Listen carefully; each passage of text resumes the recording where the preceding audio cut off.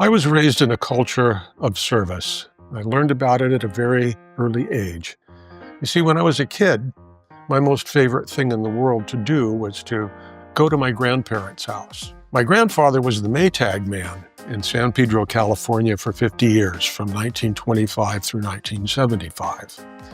And he and my grandmother had what we would call today a live-work situation.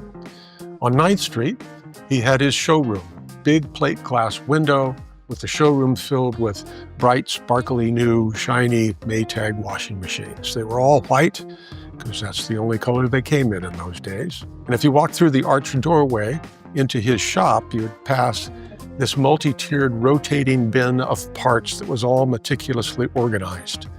He had a wraparound workbench with his drill press and his lathe and all the tools that he needed to repair and service washing machines. In the back of the shop, you stepped through this door, you would be smack in the middle of the kitchen of this modest 3-bedroom home that my grandmother ruled. In the back hall, on the top of a tall chest of drawers, well out of the reach of little hands, sat the business phone.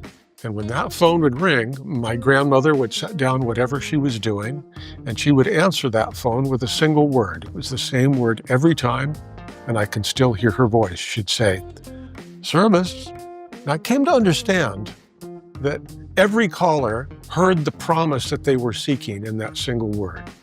Because nobody called because they needed a new washing machine. They called because their family needed clean clothes.